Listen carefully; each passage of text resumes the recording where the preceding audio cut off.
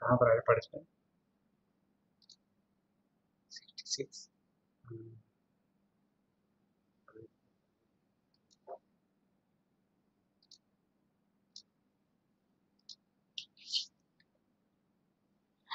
So good morning to all of you. Today we will continue the thyroid. In the last lecture we have discussed the surgical anatomy, physiology, and then anomalies, then thyroid functions, investigations.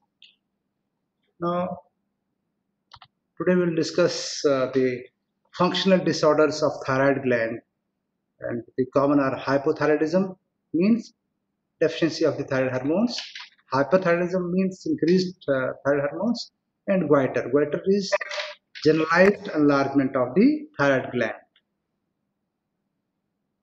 So now coming to the hypothyroidism. Hypothyroidism is thyroid hormone deficiency, and this is classified into three categories. Primary hypothyroidism, when thyroid gland is unable to produce the sufficient amounts of thyroid hormones despite the normal TSH stimulus. So that means here there is something wrong with the thyroid gland.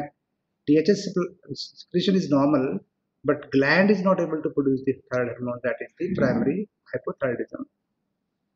Then in the secondary hypothyroidism, here secondary is this here there is decrease in the TSH supply to the thyroid gland. So something wrong with the pituitary gland. So THS is insufficient.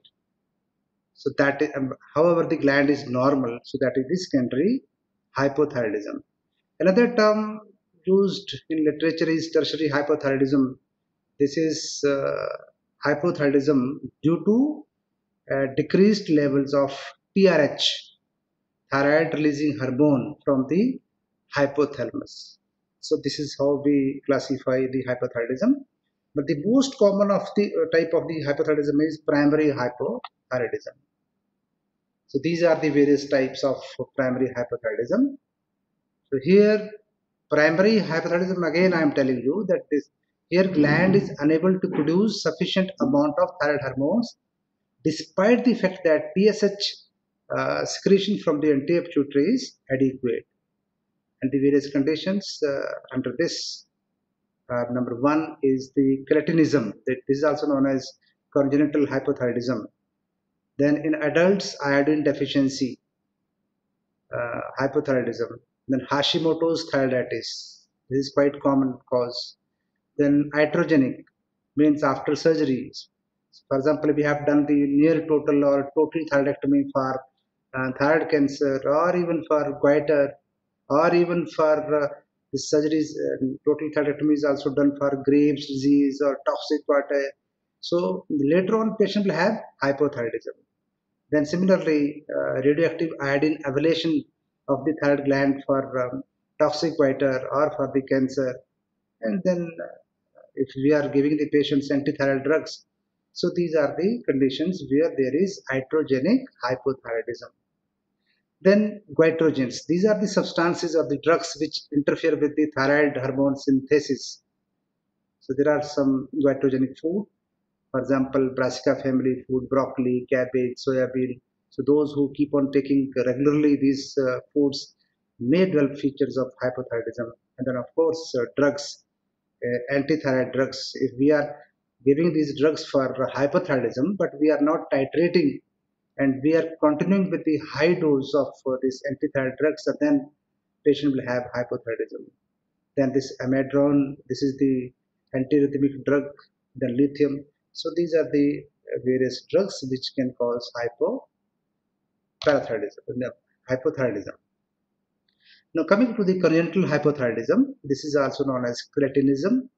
This is due to inadequate hormone production during fetal period or in the early neonatal period. And the reason for this is endemic uh, deficiency of iodine. So endemic, this is known as endemic cretinism, where there is iodine deficiency in the diet. So there will be decreased thyroid hormones in the mother, so giving rise to deficiency of thyroid hormones in the intrauterine life of the fetus. Then sporadic causes due to dysharmonogenesis. That means deficiency of those hormones. Uh, that thyroid peroxidase enzyme is the most important hormone required for the synthesis of the thyroid hormones. So this enzyme, TPO enzyme, then agenesis of the thyroid gland. So these are the various conditions which can give rise to congenital hypothyroidism. So clinical features, you can have this look on this photograph here that swollen macroglossia, swollen tongue, and child is sleepy. So macroglossia, very important sign of this keratinism, and this is because of the deposition of the mucopolysaccharides in the tongue. Then child is lazy, that newborn is lazy, excessive sleeping, reduced interest in feeding, taking feeding, cries with hoarse type of cry, not like of that infant. Then in constipations, then temperature is in lower side and poor muscle tone. There can be umbilical hernia, and if we do not treat the newborn, then it will give rise to severe hypothyroidism, and that will give rise to growth failure and permanent intellectual disability. So we have to treat this condition at the earliest. So how we diagnose? Diagnosis will be based upon these typical clinical features of the newborn, and then of course thyroid function test where TSH will be elevated, T3, T4 will be on the lower side. Now here T4 is always better than T3 because this most of the T3 is from converted from the T4. So basically T4 is being produced from the thyroid gland. T3 of course from the thyroid gland, but majority of the T3 it comes from the T4 in the peripheral tissues. Then some of the institutions they're having screening program for this keratonism. So immediately after birth, cord blood sample or postnatal blood sample is taken, and we can diagnose this keratonism. And treatment is of course levothyroxine is to be given. Now coming to the hypothyroidism in adults, various conditions is iodine deficiency in adults. Hashimoto's thyroiditis is again another important cause. Iatrogenic, we have already discussed post surgery, post radiations, or drug induced. And then, of course, goitrogens, which are the substances or the chemicals which interfere with the synthesis of the thyroid hormones. Coming to iodine deficiency hypothyroidism, so this is quite common. Prevalence in India is 11% as compared to UK, which is 2%, and USA up to 5%. And this is due to long-standing deficiency of the iodine in the diet. Now, iodine is deficient in, say, in the soil and in water throughout our country, but there are some regions, for example, sub-Himalayan regions, where deficiency is much more. And these areas known as endemic areas for iodine deficiency diseases. So iodine deficiency hypothyroidism is usually associated with goiter. Goiter, I told you that goiter means generalized enlargement of the thyroid gland. Now, I think somewhere in 1984, the government of India they started that iodized the salt should be iodized. So everywhere we're getting the iodized salt. But despite this, still the prevalence of this hypothyroidism is high, and probably the reason for this is autoimmune thyroiditis, that is Hashimoto's thyroiditis. Post-surgical, we have discussed total thyroidectomy after for various conditions, then uh, post-radiations, then pharmacological hypothyroidism means various drugs. What are the clinical features of hypothyroidism in the adults? There are metabolic manifestations in the form of cold intolerance to the cold, weight gain, hypothermia. In the cardiovascular system, there is bradycardia, pericardial effusion. Now, this pericardial effusion or pleural effusion or peritoneal effusion. Basically, this is because of the collection of the mucopolysaccharides and then fluid. Then dermatological manifestations in the form of puffiness of face, dry, thick skin, dry, coarse, sparse hair, gastrointestinal. There is a decreased movement of the gut, gynecological manifestations in the form of menorrhagia, secondary amenorrhea, psychiatric manifestations, personality changes, depression, dull facial expression, and even there can be psychosis. And the neurological manifestations, there is dementia, so patient try to forget the things. Then carpal tunnel syndrome, numbness in the fingers, that is because of that deposition of again this mucopolysaccharides in the wrist. So carpal tunnel syndrome. Then ocular manifestations in the form of periorbital edema. So all these basically conditions, they occur because of the decreased levels of thyroid hormones and decreased metabolism. Diagnosis of hypothyroidism is done with the help of thyroid function test where TSH is elevated, T3, T4 are decreased. I told you earlier also that T4 is more specific than the T3. Then serum cholesterol is high, and autoantibodies will be present in Hashimoto's thyroiditis but not in iodine deficiency hypothyroidism. Treatment is levothyroxine and dose is 75 to 150 microgram daily to be given in empty stomach. And if the reason is iodine deficiency, then of course iodine supplementation is to be done. Another term is myxedema. Myxedema, the term used for severe degree of hypothyroidism. And here there is typical facial appearance of the patient, that periorbital edema, supraclavicular puffiness, malar fresh, butterfly-shaped rash on the face, which is also seen in mitral stenosis also. And if patient is not managed, then patient will develop myxedema coma or myxedema crisis. So myxedema coma or myxedema crisis is again an emergency conditions, and this is life-threatening complication of hypothyroidism, and this occurs usually in long-standing hypothyroidism patients who are neglected and not treated. So long-standing decreased thyroid hormones will give rise to decreased metabolic rate. There is decreased consumption of the oxygen. So it will affect all the organs of the body. This will result into extreme hypothermia. Then cardiac function is also compromised, decreased stroke volume.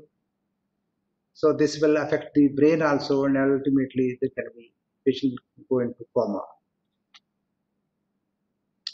So we have to manage the patient because this is emergency. So we have to rely upon the clinical judgment, that is history, examination, uh, because the lab investigation will take time. Of course, it will be helpful, but this it will take time. So we have to start the management at the earliest, and the management is in the form of intravenous thyroid hormones T4 or T3. T4 is easily available. So this is to be continued. First is loading dose, then maintenance dose, and when patient is stable, then we can switch over to oral thyroid hormones. And of course, sportive care means hemodynamic. The patient is to be made stable and corticosteroids. Hashimoto's thyroiditis. This is also known as autoimmune thyroiditis or chronic lymphocytic thyroiditis. So this is another cause of hypothyroidism. This entity was described by Hashimoto. He was a surgeon, Irish surgeon. Uh, no, not Irish, Japanese surgeon. He described this disease in 1912 based on histological findings. Now, previously, it was iodine deficiency in the diet, which was the main reason for the hypothyroidism. But now, with the advent of use of this iodized salt, through various government programs. We deficiency, iron deficiency is not much, but still the prevalence of the hypothyroidism is quite high. So probably this high rate of the hypothyroidism, despite the fact that iodine is being supplemented in the through salt, so this hypothyroidism could be because of the autoimmune thyroiditis. And the peak age is from 30 to 60 years of age. Females are 9 times more suffer than the males. So this is name itself is saying that this is autoimmune thyroiditis. So the etiology is purely autoimmune etiology. So there is autoimmune mediated destruction of the thyroid follicles. Genetic predisposition has been associated with the human lymphocyte antigen HLA, DR3, DR5, and B8. Now, clinically, patient will have features of hypothyroidism, which we have discussed in the previous slides, or sometimes clinically euthyroid, but subclinical hypothyroidism means clinically patient is normal, not giving feature of hypothyroidism, but if you get the biochemistry done, then there will be subclinical hypothyroidism. Now here in Hashimoto's thyroiditis, there are some other thyroiditis also, that cervical thyroiditis, bacterial thyroiditis. So all these thyroiditis they give rise to hypothyroidism, but initially to start with, in first 3-4 weeks there can be mild hyperthyroidism. Now this hyperthyroidism initially in thyroiditis is because of the release of preformed, already formed thyroid hormones in the glands, so which are released because of the increased vascularity due to inflammation. So these hormones are released into the circulation, giving rise to mild hyperthyroidism in the early period. But later on, because all these follicles they are destroyed by infiltration of these lymphocytes here in this autoimmune thyroiditis. So later on, follicles are destroyed. So there is hypothyroidism. Now, along with this hypothyroidism, there is diffuse enlargement of the thyroid gland, that is goiter is there.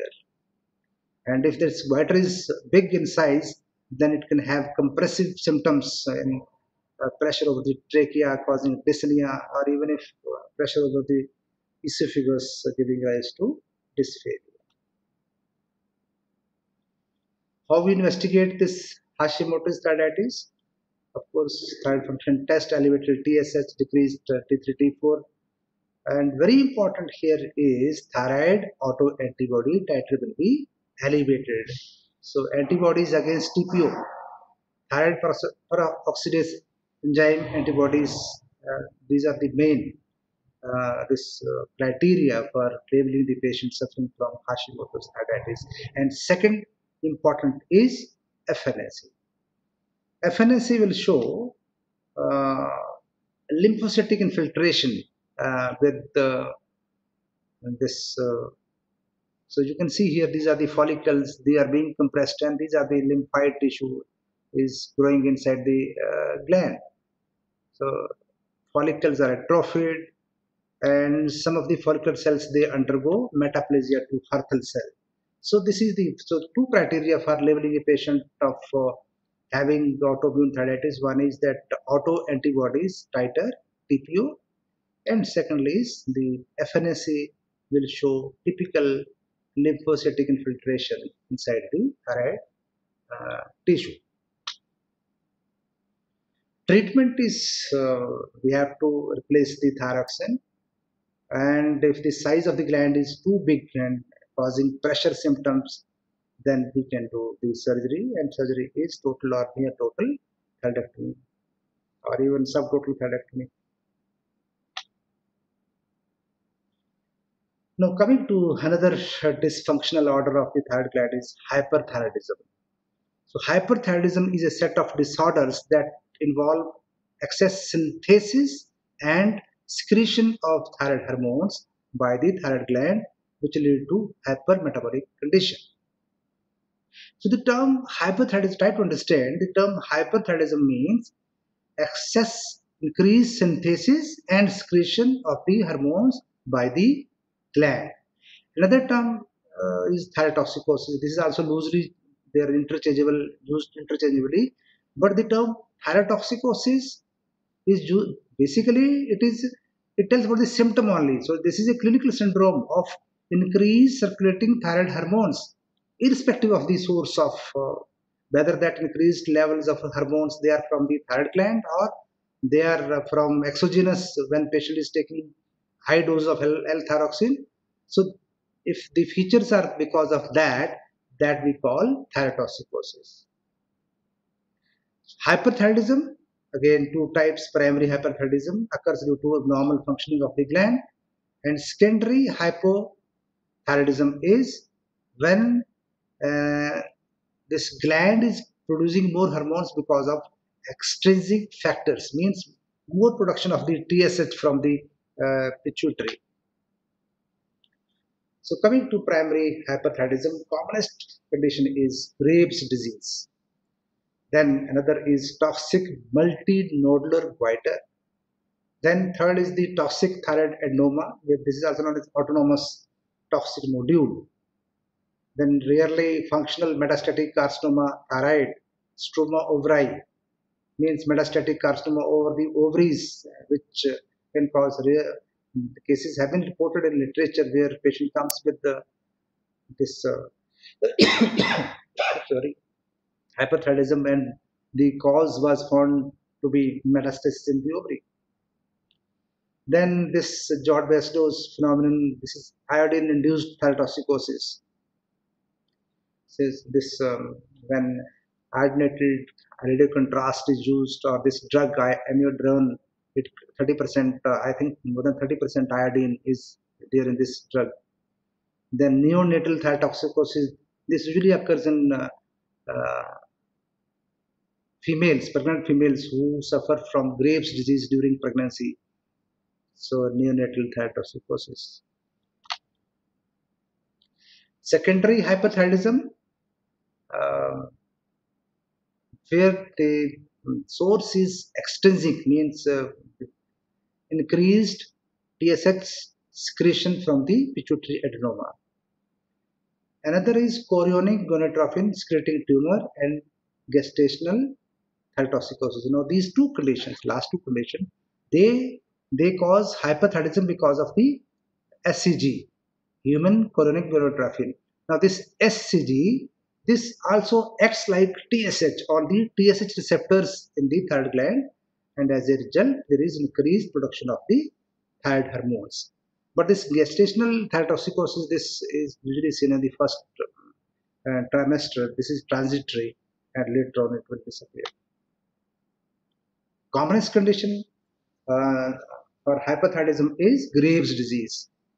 So Dr. Robert Graves, who was a surgeon, Irish surgeon, he described this disease long back in 1830, and he described this entity as a diffuse toxic goiter associated with exophthalmos, that means proptosis of the eyes, and palpitation. So he described three things in this entity. So I told you this is the most common cause of hyperthyroidism, and females are the more sufferers than the males. Uh, and the age is young age, means 20 to 40 years of age. And this is again just like that autoimmune thyroiditis. This is again autoimmune disorder. Now here these antibodies, so this is also these there are TSH receptor antibodies in this condition. Auto antibodies are there against the TSH receptor on the thyroid follicles, that follicular cells.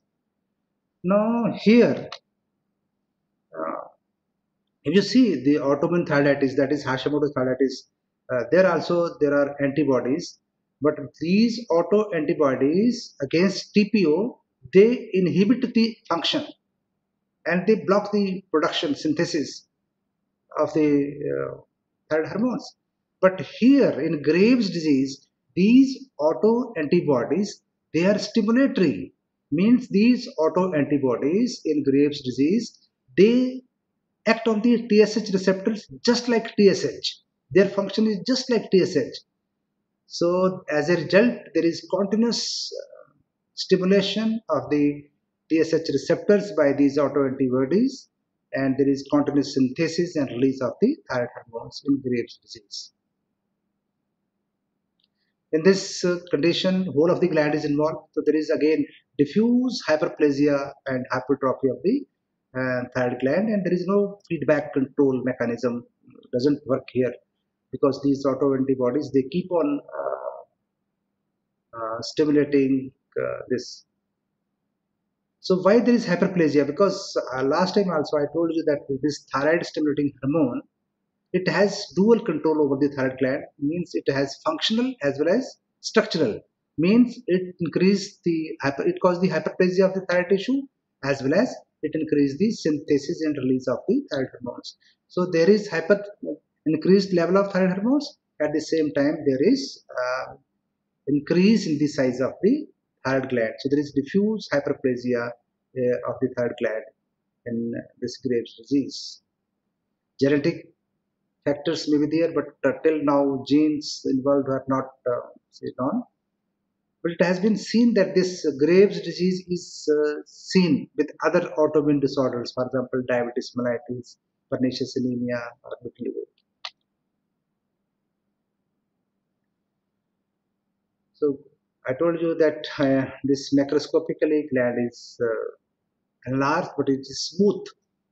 The surface is smooth, and there is increased vascularity. You can hear the bruit over the gland, and microscopically, the gland is hyperplastic, and the follicular cells, instead of columnar, this vidal, they come columnar, and this that space and the follicle space is almost the whole of the most of the colloid is already used, so minimal colloid in the follicles.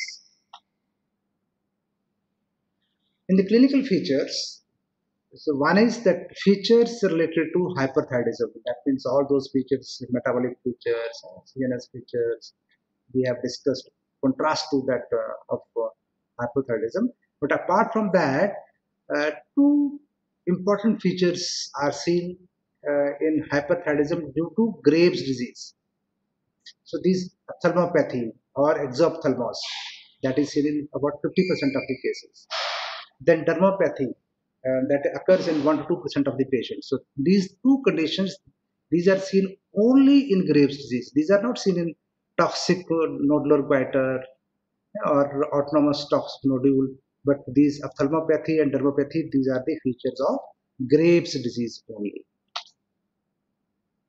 So these are the metabolic manifestations.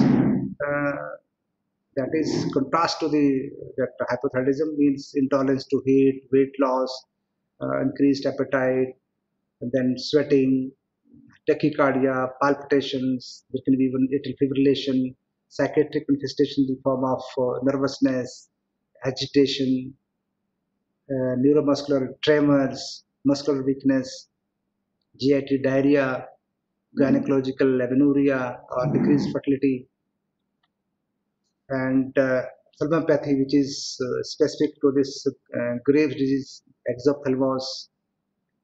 Now, this is because of the that antibodies. So this there is inflammatory reaction in the retrobulbar area as well as the extraocular muscles. So as a result, there is round cell infiltration in the muscles as well as in that area. So there is exophthalmos or proptosis. So there is proptosis, there is periorbital edema, there can be chemosis, there can be diplopia, there can be keratitis. Rarely, optic nerve is damaged, giving rise to blindness. Dermopathy, this is also known as peritoneal myxedema. So this is thick skin with deposition of the mucopolysaccharides. So this occurs because this TSH receptors are also seen in the connective tissue here, and which act as an antigen. So autoantibodies against that TSH receptors they stimulate here, stimulate the fibroblast, and they produce these mucopolysaccharides, leading to thickened skin and peritoneal myxedema up to the dorsum of the foot. So how we investigate? Of course, thyroid function test. TSH will be suppressed T3 T4 will be elevated thyroid autoantibodies, that is TSH receptor antibodies. And if we get the radioactive scan, increased uptake, whole homogeneous. You can see here homogeneous, so all both the lobes, whole substance of both the lobe, uniform uptake of the iodine, radioactive iodine or technetium 99 is there. So this is if eye signs are present, other tests are generally not needed. However, in the absence of eye signs, eye findings, we can get the isotope scan done to differentiate from the other causes of hyperthyroidism. So there are three types of modalities. One is anti-thyroid drugs, then thyroid ablation with radioactive iodine, uh, and here iodine 131. Here it is 13 written here 13, but radioactive iodine 131 is used for ablation. For diagnostic purpose, we use usually iodine 123. That is half life is short, but here half life is long. And then is the total or near total thyroid. So these are the drugs which are used for hyperthyroidism. Methimazole, this is commonly used in USA. Then carbimazole, this is a prodrug, and after injection, this is converted to methimazole. So this carbimazole is commonly used in our country as well as in European countries. Now both this methimazole and carbimazole, they act by inhibiting the TPO enzyme. Therefore, it prevents the iodination of the tyrosine, and these drugs they inhibit the coupling of MIT, DIT. So there is no synthesis of the thyroid hormones. Another drug is propylthiouracil. This action is apart from that similar action as that of the carbimazole or methanazole, but apart from that, it has another benefit that it inhibits the peripheral conversion of the T4 to T3. And this propylthiouracil is preferred during pregnancy because side effects are less as compared to the carbimazole. Beta blockers are also required for hyperthyroidism to control the adrenergic effects. Lugol's iodine, its effect is transitory, but this is also used for controlling the features. Now, so antithyroid drugs are given in two settings. One is treating the hyperthyroidism. We can primarily treat the Graves' disease with the help of this antithyroid drugs. Or set second reason for this giving drugs is as a preoperative preparation for surgery. Suppose if we have to do the surgery or we have to ablate the gland with the radioactive iodine. So before we operate the patients, we have to prepare the patients. We have to make the patient euthyroid with the help of these anti-thyroid drugs. So when we have to treat this with only this drugs means when we are treating the Graves' disease with the antithyroid drugs, there are two regimes. One is titration regime and other is the block and replacement therapy. Titration regimen, here we start the carbimazole in high dose, 30 to 40 milligram per day for 4 to 6 weeks. And then as the condition improves, uh, we get the we check the patient for the biochemical this reports as well as we see the symptoms, and then we reduce the dose. So we titrate the dose according to the biochemical report as well as based upon the clinical symptoms. So this is known as titration regime, and this is commonly used. Other is the block and replacement therapy. Here, high dose along with this thyroxine hormone, they are started from very beginning and continued for a long period. High dose plus levothyroxine. In titration, we decrease the dose after say 2 3 months, but here we continue with the high dose. Now, problem with this thyroid anti-thyroid drugs is that about 20 to 50% of the patients of this Graves disease they have relapse. Sorry, this is 20 to 50% of the patient they will remain in relapse and remaining they will remain in remission, and other will have the disease. So effect is not so good. About 50, more than 50% of the patient, they will have a relapse after 1 or 2 years with this antithyroid therapy. And these antithyroid drugs, they have side effects, agranulocytosis, hepatic failure. So if these side effects are there, we have to switch off the antithyroid therapy. Now, beta blockers are very important in the management of Graves' disease or hyperthyroidism, um, because signs and symptoms due to adrenergic stimulations are controlled with beta blockers, tachycardia, tremors, mental symptoms, all these things. So beta blockers used are propranolol, atenolol, metoprolol. Now, second method of second method of this method of management of Graves' disease is radioactive iodine. This is commonly used in USA. Now, when we are using this again, we have to start with the antithyroid drugs, and once patient is euthyroid, then we treat abrade the gland with the radioactive iodine. And later on also, once the gland is ablated or destroyed by the radioactive iodine, patient will require levothyroxine because patient will develop hypothyroidism. So that is post-radiation hypothyroidism. This radioactive iodine therapy is not recommended during pregnancy, during lactation, and during childhood because of that radiation side effects.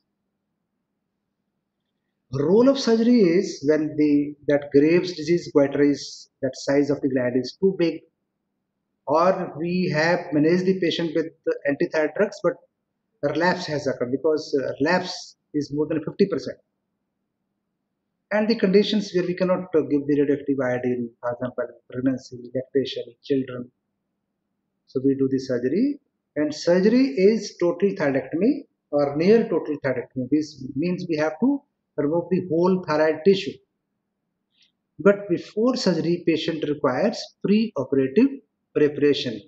Otherwise, if we operate a patient who is not controlled, patient will go into thyroid storm, thyroid crisis. And here also, after surgery, patient will require thyroxine supplementation throughout life. Another condition which give rise to for this cause of another cause of this hyperthyroidism is toxic multinodular goiter. This toxic multinodular goiter, this is in fact a complication of simple nodular goiter. Long-standing simple nodular goiter after say 10-15 years can change into toxic multinodular goiter. This is usually seen in middle-aged or elderly people. Here, nodular tissue is not functional, but it is the internodular tissue which is active, and this tissue becomes autonomous, means it doesn't respond to the TSH but keeps on producing the thyroid hormones. But here, this type of the hypothyroidism is not associated with eye signs.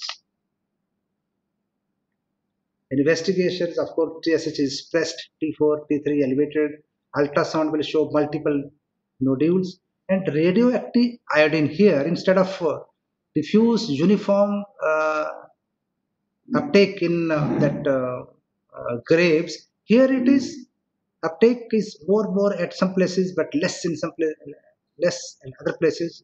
So this is typical toxic multinodular goiter uh, on radioactive iodine.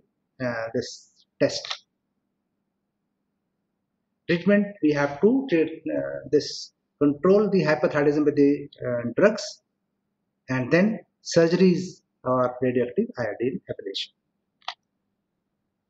Another cause of hyperthyroidism is toxic adenoma. Uh, this is toxic nodule, also known as toxic nodule. And hyperthyroidism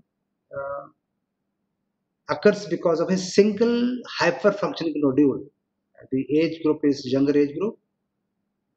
And the reason for this is that this autonomous adenoma, it starts working autonomously. And probably this is because of the somatic mutations in the TSH receptors genes of the thyroid follicles. That is why it doesn't respond to the TSH. and the size of the nodule is 2 to 3 centimeter. And these nodules, they are adenoma, benign. Rarely they can be malignant. If you see the radioactive iodine scan here, it will show hotspot. Hotspot means whole of that radioactive isotope is taken up by this autonomous nodule, and other lobes there is no hardly any isotope seen. So this is known as hotspot, hot nodule. Treatment is, of course, we have to first of all antithyroid drugs and then lobectomy or hemithyroid. Now a little bit about thyroid storm or thyrotoxic uh, crisis. So in fact, this is the complication of the hyperthyroidism. So this is again life-threatening hypermetabolic state induced by excessive release of thyroid hormones in patients of hyperthyroidism. But when various conditions where this thyrotoxic crisis can occur, one is surgery. Surgery, if we operate upon a patient of hyperthyroidism without controlling, without making the patient euthyroid, that surgery may be of thyroid surgery or non-thyroid surgery, any type of surgery. Patient will develop thyrotoxic this crisis or trauma to the patients, infections, sepsis, or we abruptly stop the antithyroid drugs, or we abruptly, without making the patient euthyroid, we start radioactive iodine ablation, or toxemia of the pregnancy. So that is why before surgery or before giving radioactive iodine, we have to prepare the patients. We have to make the patient euthyroid. Again, just like that, this myxedema crisis, here also we should rely upon the clinical features because lab findings will take long time and that will delay the treatment because this is emergency condition. There is high grade fever, there is excessive sweating. If you see the central nervous system and features anxiety, altered behavior, agitation, there can be even coma, CVS, hypertension, tachycardia, cardiac arrhythmias, hepatic failure. So treatment is hemodynamic support, oxygen supplementation. We have to take the fever. Beta blockers very important. They will control the adrenergic symptoms as well as beta blockers. They also reduce the peripheral conversion of the T4 to T3. Lugols iodine, propyl thiouracil. Again, it has dual effect. It means it prevents the conversion of T4 T3 and also blocks the action of the TPO and then corticosteroids. So this is how we treat the thyroid storm. Therefore, before surgery or before radioactive iodine, patient should be prepared. So pre-operative preparation of a patient who is having toxic uh, goiter. If we do not prepare the patient, patient will develop thyrotoxic crisis or thyroid storm. So this is essential. So how we prepare? First of all, hyperthyroid state is controlled with the help of antithyroid drugs, and it will take 4 to 6 weeks because the half-life of that T4 thyroid hormone is quite long. So that is why it will take 6 weeks for the control of this thyroid hormones. Then beta blockers and Lugol's iodine. So once patient is euthyroid, then we operate on the patient. So I think we should stop here. Otherwise, still we have to discuss the this quieter. Should we discuss next time? Hello, I think nobody is listening. Yes, sir. Should we continue with the quieter or it is sufficient for today? Sufficient for today. Sufficient, sir. Okay. Okay. Thank you. Thank you.